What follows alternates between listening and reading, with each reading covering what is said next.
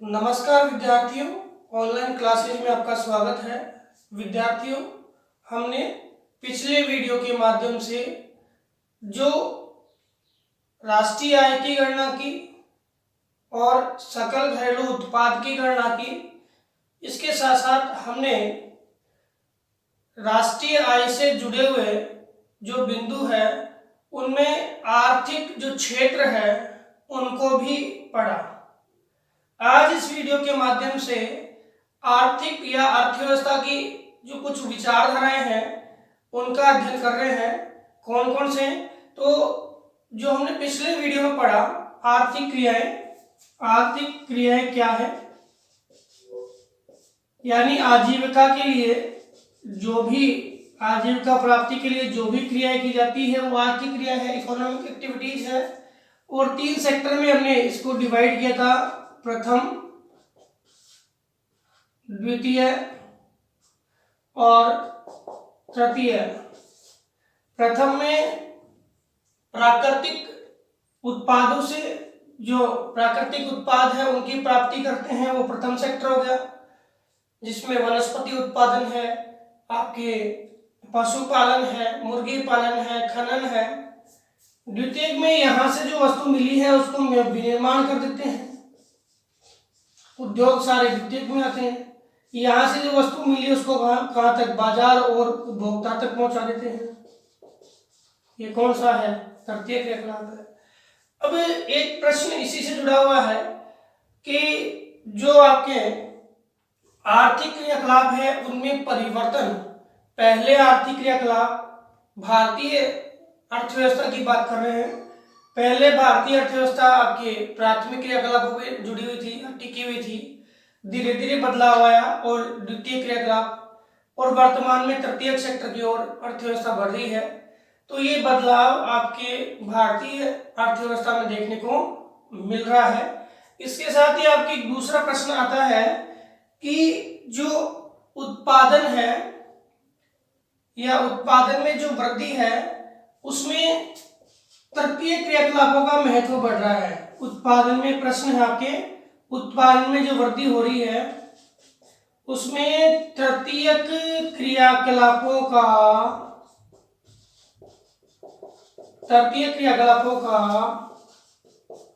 महत्व बढ़ रहा है। किसका महत्व बढ़ रहा है?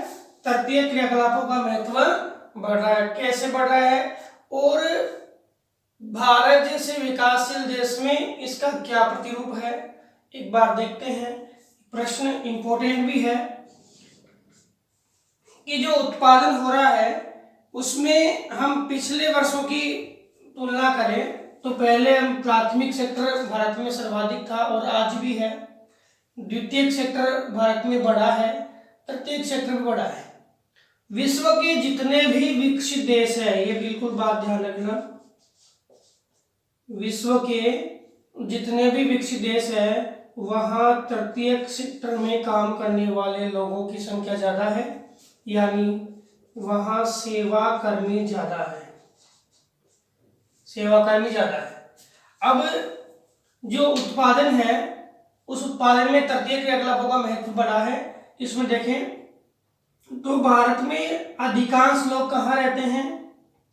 कैसा है भारत की अर्थव्यवस्था कैसी है? तो पता होना चाहिए ना, भारत की अर्थव्यवस्था कैसी है? विकासशील। और भारत जैसी विकासशील अर्थव्यवस्था के अंदर हम बात करें तो अधिकांश लोग हैं वो कहाँ रहते हैं? गांव में रहते हैं। कहाँ रहते हैं? गांव में रहते हैं। अधिकांश जनसंख्या गांव में रहती है। वर्तमान स्थिति है कि भारत में जो तृतीय सेक्टर है वहां पे लोग पलायन तो कर जाए गांव से, लेकिन वहां रोजगार जो क्षेत्र है या रोजगारों का आंकड़ा है या रोजगार प्राप्ति है वो बहुत कम है, बहुत सीमित है। इसलिए सर्वाधिक लोग हैं वो तृतीय सेक्टर में कार्य नहीं कर सकते हैं, पहली बात। तो भारत में तृतीय जो क्रियाकलाप है इनका महत्व तो बढ़ा है, लेकिन तृतीय क्रियाकलाप में लोगों की सहभागिता ज्यादा नहीं है।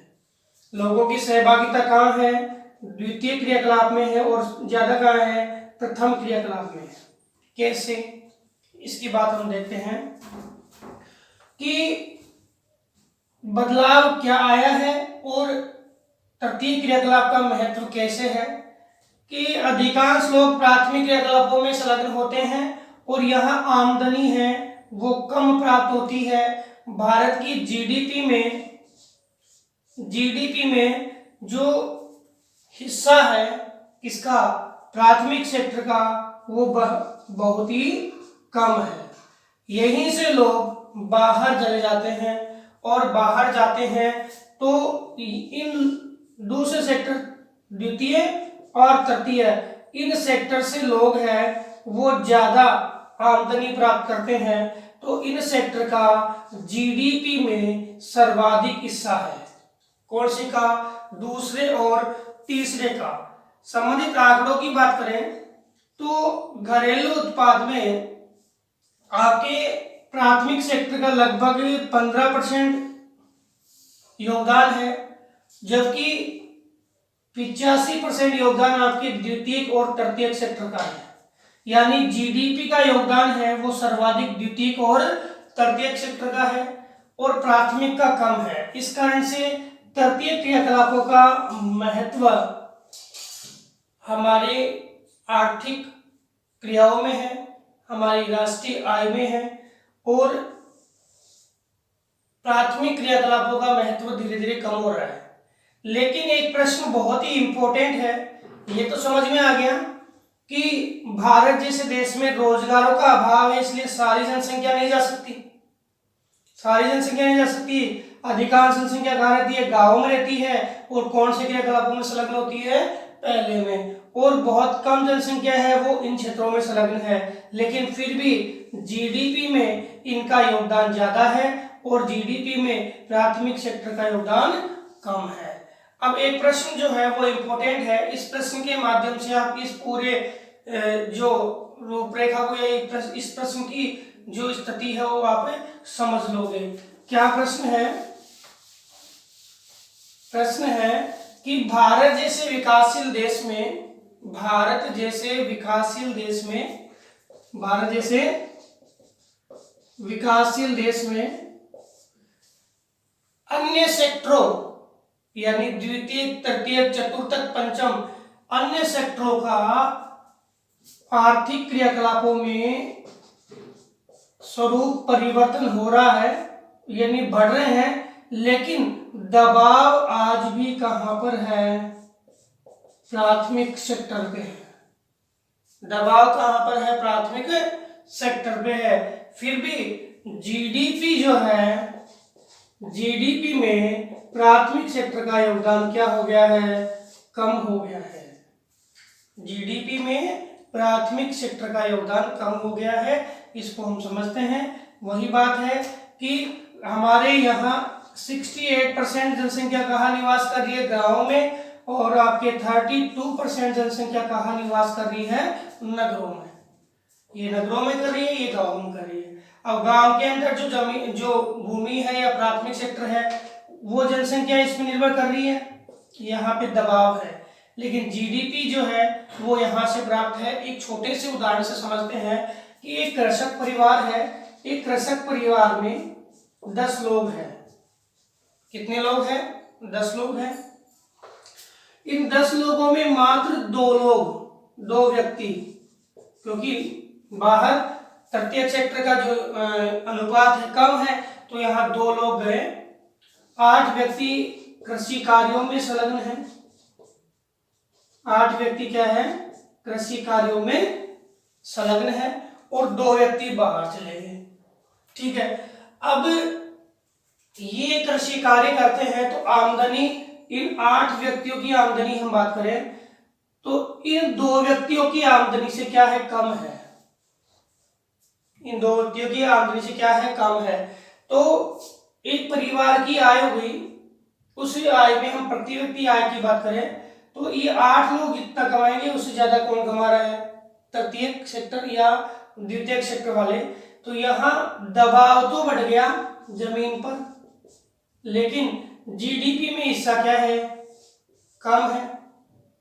और जो द्वितीय और तृतीय सेक्टर है वहां से परिवार की आय आके देखें तो परिवार की आय का ज्यादा हिस्सा कहां से है, ये लोग प्राप्त करते हैं। तो 10 व्यक्तियों में ज्यादा है वो कौन से, द्वितीय तृतीय से, और कम है वो कहां से, रक्षक यानी प्राथमिक सेक्टर से वो प्राप्त कर रहे हैं। तो क्वेश्चन समझ में आ गया कि भारतीय अर्थव्यवस्था में द्वितीय और तृतीय सेक्टर की तुलना में प्राथमिक सेक्टर में जनसंख्या का दबाव अधिक है लेकिन जीडीपी में योगदान कम है। इसके अतिरिक्त आपका जो दूसरा प्रश्न आता है,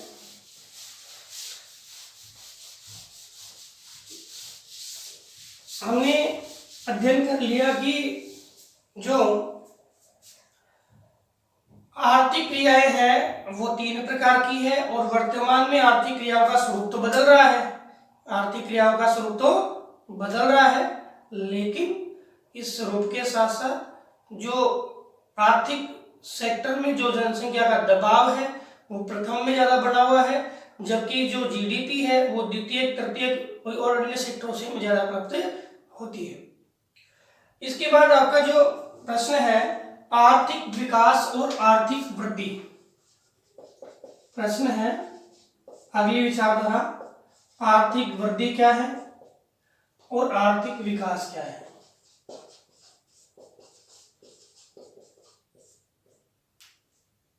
सबसे पहले हम 2 शब्द देख लेते हैं, एक तो वृद्धि और एक क्या है, विकास क्या है।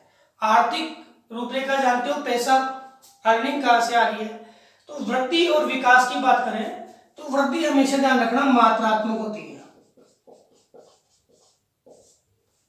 वृद्धि मूल्य विहीन होती है, वृद्धि में कोई मूल्य नहीं होता है।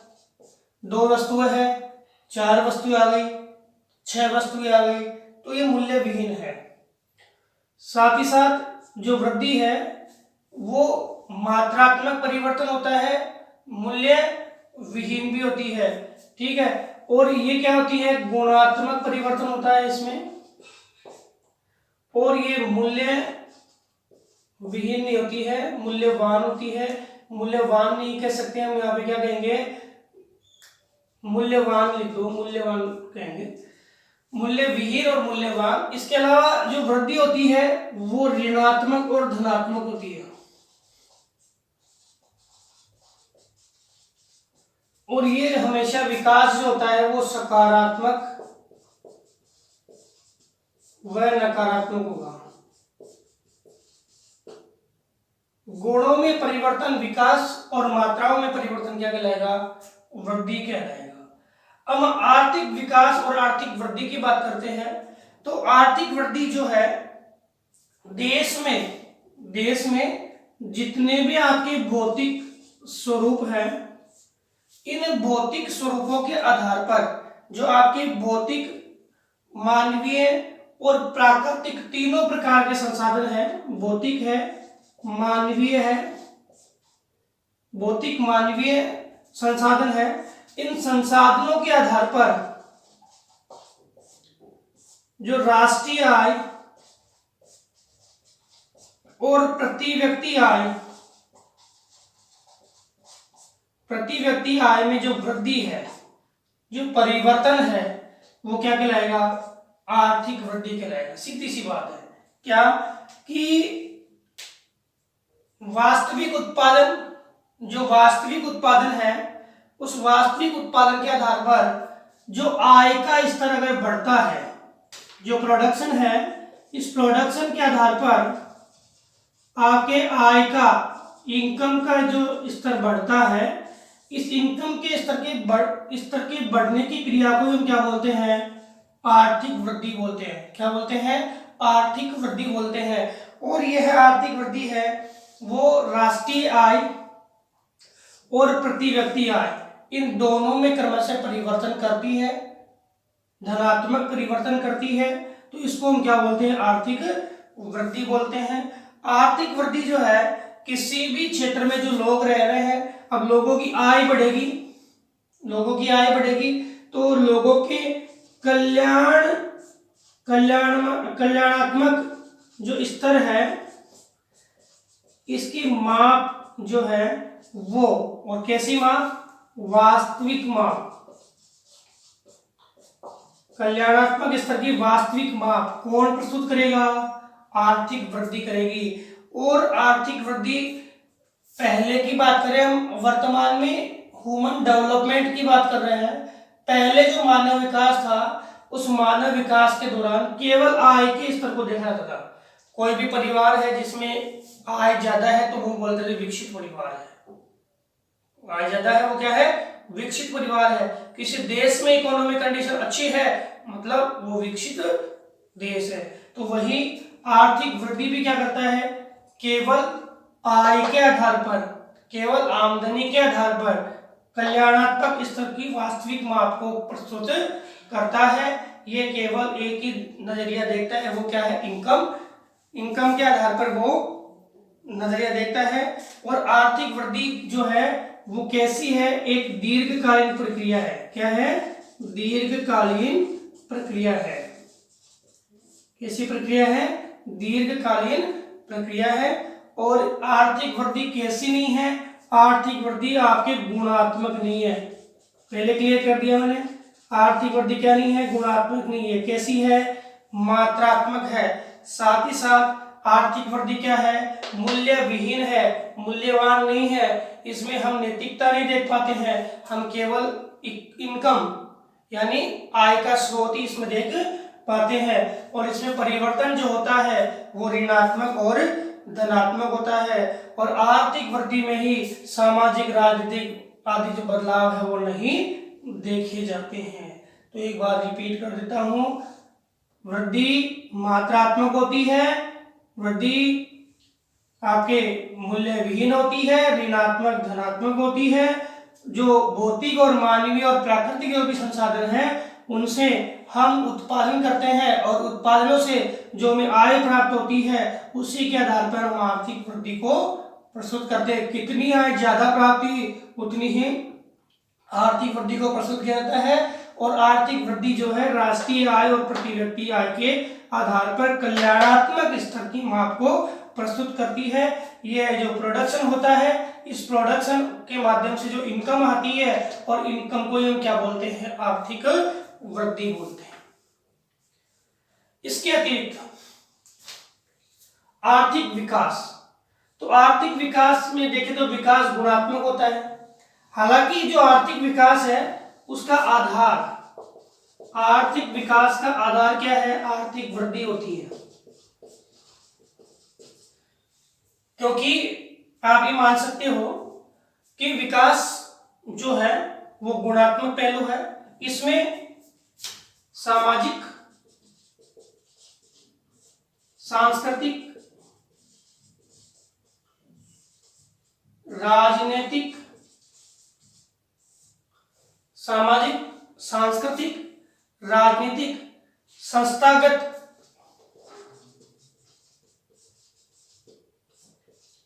पहलुओं में परिवर्तन को देखा जाता है। अब ये सामाजिक, सांस्कृतिक, राजनीतिक और संस्थागत पहलू कब सामने आएंगे? जब आर्थिक वृद्धि होगी, यानी किसी भी क्षेत्र में आर्थिक वृद्धि की अनुकूलता होगी और इस आर्थिक वृद्धि की अनुकूलता के साथ साथ उस प्रदेश में सामाजिक, सांस्कृतिक, राजनीतिक, संस्थागत जो पहलू है इनमें परिवर्तन होगा। ये सकारात्मक परिवर्तन आपके देखने को मिलेगा। यही क्या कहलाएगा? आर्थिक विकास कहलाएगा। यानी आर्थिक विकास में हम इन सभी परिवर्तनों को जो आर्थिक वृद्धि के साथ साथ अनुकूलता प्राप्त करके आगे बढ़ते हैं, इन सभी परिवर्तनों को क्या बोलते हैं? आर्थिक विकास कहते हैं। और आर्थिक विकास जो है वो किसी भी देश के सर्वांगीण विकास को प्रस्तुत करता है। आर्थिक वृद्धि केवल आय स्तर को बताएगी, लेकिन आर्थिक विकास है किसी भी देश के सर्वांगीण परिवर्तन को क्या करेगा? प्रस्तुत करेगा। और आर्थिक विकास की जो प्रक्रिया है वो एक अर्थव्यवस्था के अंदर उसके समावेशी प्रतिरूप, समावेशी विकास और उसके संपूर्ण विकास को क्या है? प्रस्तुत करने वाली प्रक्रिया है। तो बात समझ में आ गई कि ये मात्रात्मक है, ये गुणात्मक है, ये मूल्य विहीन है, ये मूल्यवान है, ये ऋणात्मक धनात्मक होती है, सकारात्मक होती है। और आर्थिक विकास किसे कहेंगे कि आर्थिक वृद्धि की अनुकूलता होनी चाहिए। हमारे पास में रिसोर्सेज ही नहीं है, और रिसोर्सेज नहीं है, हमारे पास में इनकम नहीं है, तो इनकम नहीं है तो हम अगली रूपरेखा को प्राप्त नहीं कर पाएंगे। सबसे पहले हम इनकम चाहिए, और इनकम के बाद अनुकूलता हमारी है तो सामाजिक, सांस्कृतिक, राजनीतिक, संस्थागत पहलुओं को हम प्राप्त कर पाएंगे। और ये जो पहलू हम प्राप्त कर लेंगे तो हम किस रूपरेखा को प्राप्त कर लेंगे, हम आर्थिक विकास को प्राप्त कर लेंगे। किसी भी राष्ट्र के विकास के लिए जो कल्याणात्मक जो विकास है, इसके साथ साथ ये कल्याणात्मक विकास है, इसके साथ साथ हमें जो मानवीय विकास है उसकी बात भी करनी चाहिए। और ये मानवीय विकास ही क्या है, आर्थिक विकास। इसके अतिरिक्त आपकी कुछ अवधारणाएं हैं, जैसे आर्थिक विकास समझ में आ गया होगा, आर्थिक विकास और आर्थिक वृद्धि। अब इसके बाद एक ही विचारधारा है आपके सतत पोषणीय विकास, सतत पोषणीय या धारणीय विकास, सतत पोषणीय या धारणीय विकास। ये विकास क्या है, सामान्य सी बात है कि जो भी संसाधन हमें मिल रहे हैं उन संसाधनों को हम वर्तमान पीढ़ी जो है उन संसाधनों का जो भविष्य की जो पीढ़ियां है या भविष्य की जो पीढ़ी है उन पीढ़ी का ध्यान में रखते हुए वर्तमान पीढ़ी द्वारा संसाधनों का सही उपयोग किया जाए, संसाधनों का सही उपयोग किया जाए।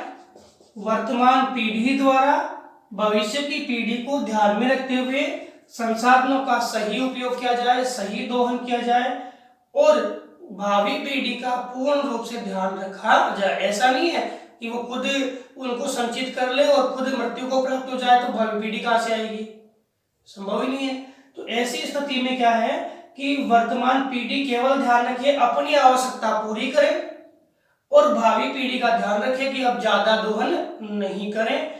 इस स्थिति में संसाधनों का उपयोग क्या कहलाएगा, सतत पोषणीय विकास, इसी को धारणीय विकास कहते हैं। और यही विकास जो है वो लंबे समय तक चलने वाला विकास है। सतत पोषणीय विकास भी इसी को कहेंगे, धारणीय विकास भी इसी को कहेंगे। इसके बाद समझ में आ गया, सतत पोषणीय या धारणीय विकास ऐसा विकास की अवधारणा जिसमें वर्तमान पीढ़ी द्वारा भविष्य की पीढ़ी को ध्यान में रखते हुए प्राप्त संसाधनों का सही विवेकपूर्ण उपयोग किया जाए, उसे हम धारणीय विकास या सतत पोषणीय विकास कहते हैं। इसके लिए सतत पोषणीय विकास के लिए 1987 में जो ब्रुटलेन कमीशन था वो आया था और ब्रुटलेन कमीशन ने सबसे पहले इसकी विचारधारा दी। इसके बाद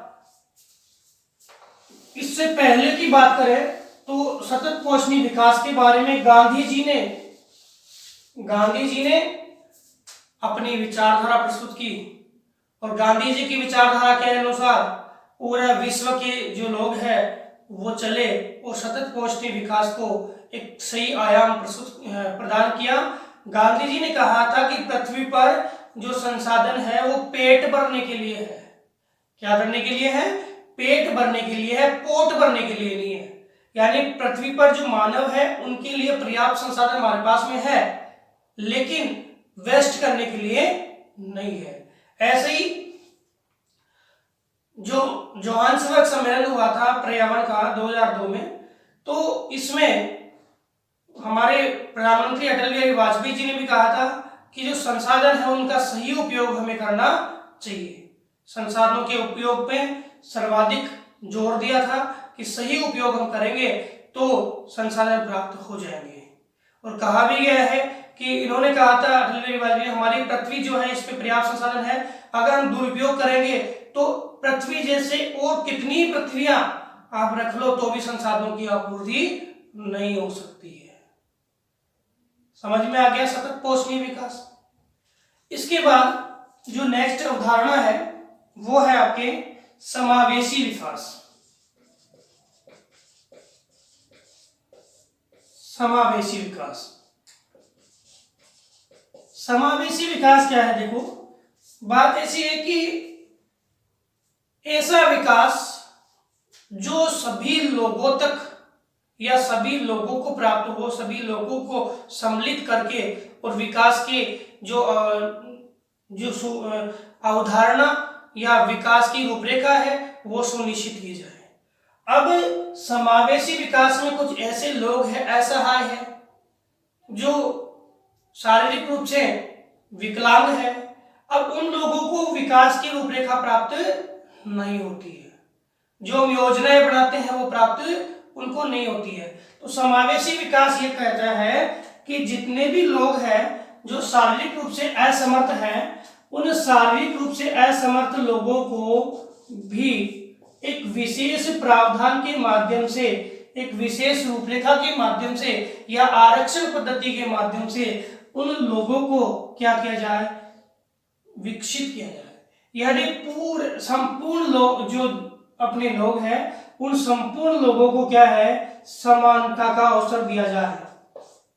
किसमें? विकास में समानता का अवसर प्रदान किया जाए। किसमें? विकास में। और यही रूपरेखा क्या है? समाज के जो भी वर्ग है, जो वंचित वर्ग है, जो पिछड़े वर्ग है, उनको भी साथ लिया जाए और संपूर्ण समाज का, पूरे देश का समान विकास किया जाए। यही क्या है? समावेशी विकास है। समझ में आ गया होगा कि समावेशी विकास ऐसा विकास है जिसमें समाज के संपूर्ण वर्ग को, समाज के संपूर्ण वर्ग को जो वंचित है या जो शारीरिक रूप से असमर्थ है, उन संपूर्ण वर्ग को मिला करके और समान रूप से विकास के अवसरों को प्रदान किया जाए। यही क्या है? आपका समावेशी विकास है। क्या है? समावेशी विकास। तो विद्यार्थियों, हमने जाना आर्थिक वृद्धि क्या होती है, आर्थिक विकास क्या होता है। विकास गुणात्मक पहलू है, विकास वृद्धि पे टिका हुआ है। वृद्धि की अनुकूलता होगी तो विकास होगा, लेकिन विकास जो है पूरे देश के एक बहुत ही मतलब देश के एक ऐसे स्वरूप को रिप्रेजेंट करता है। वृद्धि केवल क्या है? इकोनॉमिक कंडीशन को रिप्रेजेंट करती है। एक परिवार है, उसमें पैसा बहुत है, लेकिन उस परिवार के लोग हैं वो पढ़े लिखे नहीं है, वो स्वास्थ्यगत सुविधाओं से परिपूर्ण नहीं है और उनमें स्वास्थ्यगत कमियां है, या उनमें हम बात करें तो वो लोग हैं एजुकेशन के स्तर के आधार पर पिछड़े हैं, तो उनमें सामाजिकता नहीं है, तो वो परिवार है, वो परिवार विकसित परिवार नहीं कहलाएगा। उसको हम विकसित परिवार नहीं कह सकते। वो केवल इकोनॉमिक कंडीशन के आधार पे क्या है? वो सिर्फ एक उच्च परिवार माना जाएगा, लेकिन अगर आप केवल विकास की बात करें तो विकसित परिवार नहीं है। विकसित परिवार वो है जिसमें आर्थिक स्थिति के साथ साथ समस्त पहलू है उस परिवार में मजबूत हो, और एक राष्ट्र भी तभी होगा जब सारे पहलू उसमें मिल जाएंगे। इसी आधार पर समावेशी विकास है, संपूर्ण राष्ट्र के लोगों को मिला करके विकास की अवधारणा प्रस्तुत की जाए। और एक है आपके सतत पोषणीय विकास, जिसके दौरान हम अपने वर्तमान पीढ़ी को समस्त संसाधन उपलब्ध करवाएं, लेकिन भविष्य पीढ़ी का भी ध्यान रखें। तो विद्यार्थियों, हमने इन अवधारणाओं का अध्ययन किया। अगले वीडियो में अगली अवधारणाओं का अध्ययन करेंगे। धन्यवाद।